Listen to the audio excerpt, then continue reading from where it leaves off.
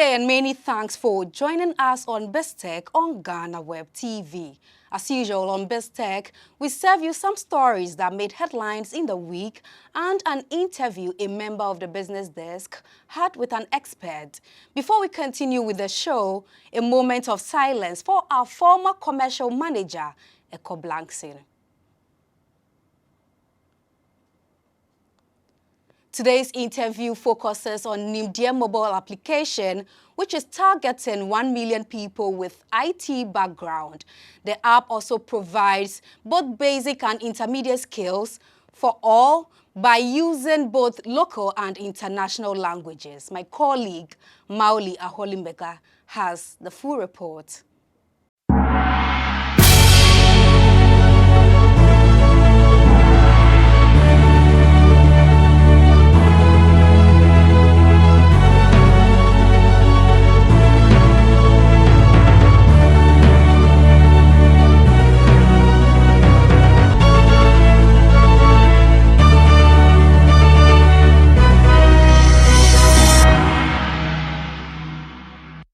Hello and welcome to BizTech on Ghanaweb TV with me, Mawuli Ahorlumegah. Today my guest will be a team of individuals who've been able to develop a mobile application that seeks to provide digital literacy access to millions of Africans. Before I introduce my guest, I'll take a quick break. We'll be right back.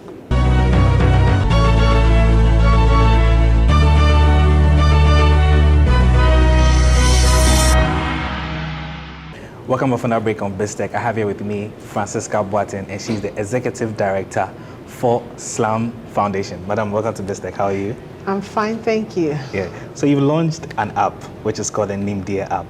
What exactly is the Nimde3 app? So the Nimde3 app is a digital literacy education app that is going to teach people basic, intermediate to advanced IT skills. The goal of the app is to teach people who have no clue, people who are in the game, and people who are even still looking to top up what they know. That's where we have the advanced. The app will be in 5 different Ghanaian dialects. Okay. It will be in Akan, it will be in Dabani, it will be in Hausa, it will be in Ga, it will be in Ewe.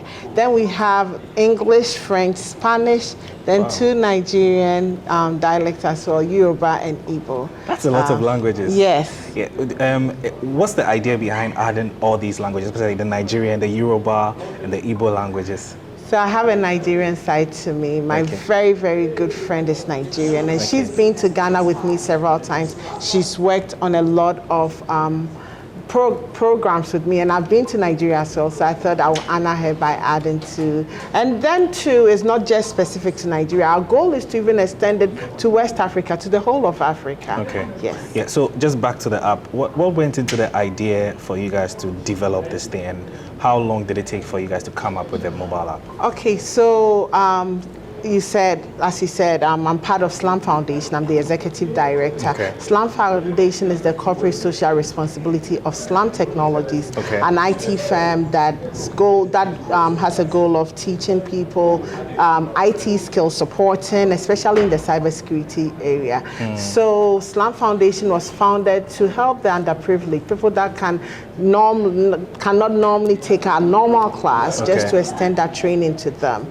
So we launched our 1 million campaign to educate 1 million people with basic to intermediate skills. Last year we went to a lot of constituencies.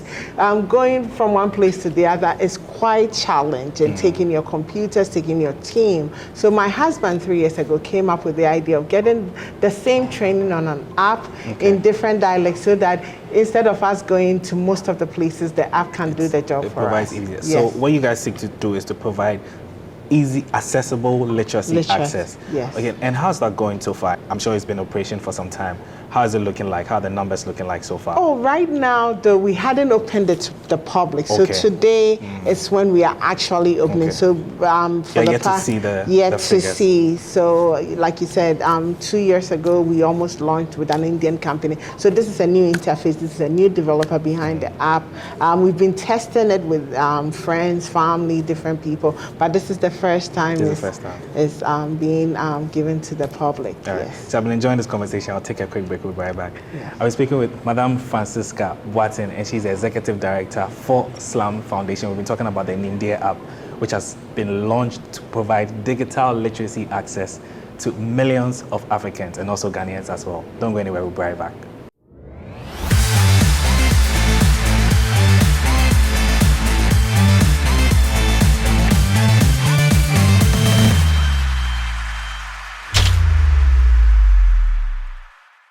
Welcome up on that break on BizTech. I've been speaking with Mrs. Francisca Boateng, and she's the Executive Director for SLAMM Foundation, and they've also developed the Nimde3 app, an app which seeks to provide digital literacy access. Madam, I've been having a very interesting conversation with you. You mentioned something very key about 1 million. How do you seek to achieve this 1 million target with the Nimde3 app? So the goal is for as many people as possible to download the app, both in iOS and Android platforms. Also tell their friends, and because it's really in their dialect, for everyone to be able to access it and understand it. We've made it very simple, very easy, and like I said, we have classes from basic, intermediate to advanced. So once you get in there, you know yourself. So you can click on whatever level you want, and the classes will pop up and you can take it. Okay. Now, just finally on the app, what are the key features? I see some art, design, business. Is it just for only maybe English or mathematics, or which other subjects are on the app? Oh, it's basic IT. Okay. No other subject. Wow. IT. Okay. From networking, from social media, from protecting content creation, from the advanced can go into networking, it can go into security plus. Our classes that we teach, we are going to put some on this app for people to be able to even top up. Even people with IT education can go through it and get certification as well. So yes. That's really great. So finally, tell the people out there why they should download the Nimde3 app. Okay, so please partner with us. Download the Nimde3 app. Nimde3, you know, as it translates in the English, that is knowledge. Knowledge is power. In this day and age, getting a digital education is so powerful. You all saw what happened during COVID-19, that we couldn't do anything apart from using technology. So please, no matter what level you are, if you're a BBC, I'm speaking to you, born before computer, because they are the most skeptical when it comes to technology. Don't be afraid. Download this app. You will learn it in your own local dialect. It's easy, simple. When we were forming the classes, we had you in mind. So it's something easy that you can easily access. You can navigate through the process.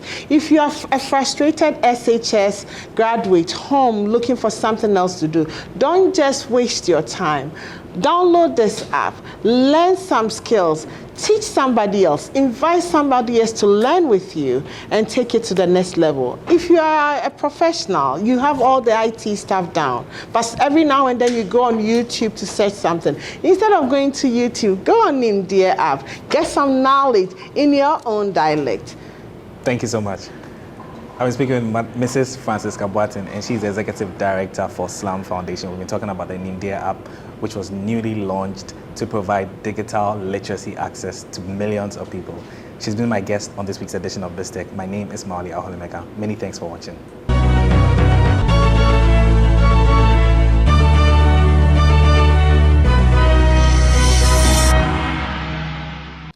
Thank you, Mawuli Ahorlumegah, for that report. Up next is BizHeadlines.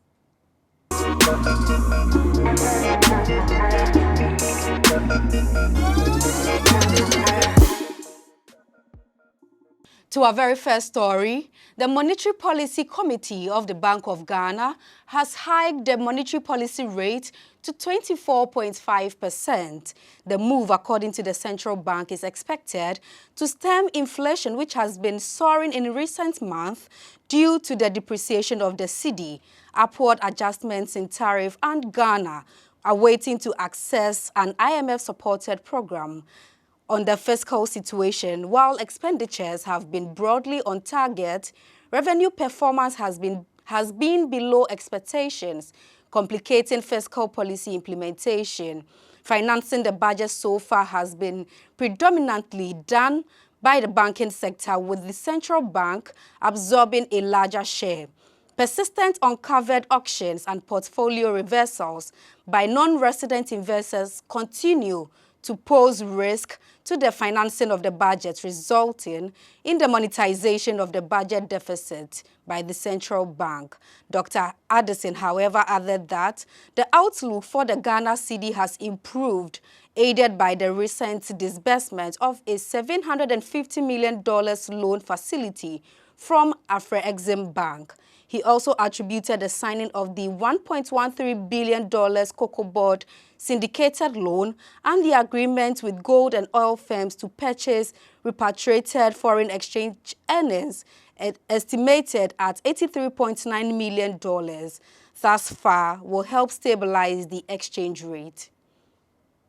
International ratings firm Moody's Investor Service has downgraded Ghana's long-term issuer and senior unsecured debt ratings to CAA2 from CAA1 and placed the rating on review for downgrade. According to Moody's, the downgrade reflects the recent macroeconomic deterioration of Ghana's economy, which resulted in further heightening of government's liquidity, debt sustainability difficulties, and posing an increased risk of debt default. It, however, explained that the initiation of the review for downgrade is prompted by the ongoing negotiations between government of Ghana and the IMF over a funding program that may include a condition for debt restructuring to ensure debt sustainability. In addition to the rating downgrade, Moody's has also downgraded Ghana's bond enhanced by a partial guarantee from the International Development Association to CAA1 from B3. This reflects a blended expected loss consistent with a one top-notch uplift on the issuer rating. Meanwhile, the rating has also been placed on review for downgrade, given the review initiated on all unsecured debt ratings of the government. Acting Director General of Cybersecurity Authority, Dr. Albert Enchi-Bosiako, has entreated businesses to invest in cybersecurity to prevent the unauthorized use of electronic data by criminals. He advised that businesses set aside a minimum between 15% to 25% of their budget for cybersecurity to avert any problems in future. He said this at the launch of the Cybersecurity Awareness Month program held in Accra on Monday, October 3rd. When we say funding for cybersecurity, we're looking at multiple levels. In the minister's speech, he made a strong case at the national level to ensure that there is adequate financing for that. So that mentioned about what Singapore is doing, a country of 6 million population, investing about 700 million USD over a period of 3 years. Only government sector network alone.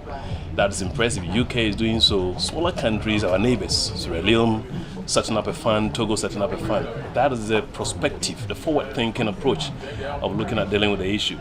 I had to touch on organizational level because we have businesses who also need to take their responsibility. And the case I was making here is this: if you're a business, depending on the nature of your business, is it a fintech, is it a financial institution, is it e-commerce, is it just a public sector even institution?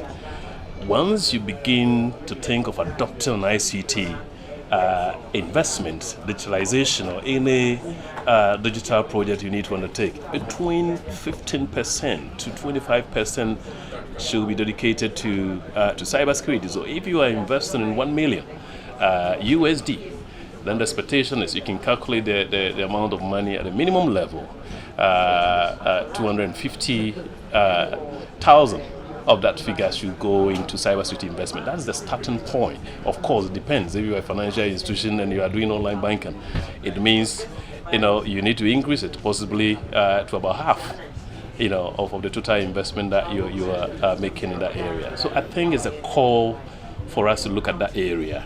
If we are ready to use digitalization to develop our ecosystem, we should be ready at all levels to invest to make adequate financial resources to address the issues.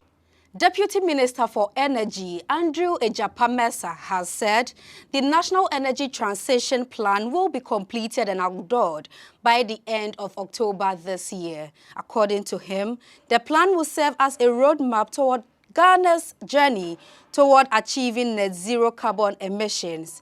Speaking at the first edition of the Africa Energy Conference, the Deputy Energy Minister reiterated that Ghana will move at a rather slow pace toward transitioning while taking into consideration not stranding its existing energy assets. Ghana has seen the need to develop a national energy transition plan to guide a journey towards attaining net zero status at a pace realistic to her peculiar circumstances. Ghana's plan is informed by both available and prospective energy sources, assessing financing and other factors. I'm glad to hint to you that by end of this month, the plan will indeed be adored. The world must sympathize and come to terms with the African continent's dire need for basic development with the resources available whilst honoring collective energy commitments. More so because Africa's total contribution to global carbon emissions stands at less than 4%. It behoves on us to strategize through the challenges of the times. New and innovative methods must be employed to attract energy finance and investment. Chief Executive Officer of Coastal Development Authority, Jerry Ahmed Shaib, has disclosed that his outfit is working on operating a sea transport system in the country. He stated that the project, termed Koda Sea Bus, will operate from Axim to Denu and vice versa. Mr. Shaib explained that the bus system, when enrolled, will help ease the traffic situations in the country as it will make most stops at the landing beaches. In an interview with CCTV monitored by Ghanaweb, the CEO of Coastal Development Authority said government is working on a sea transport system referred to as the Koda Sea Bus.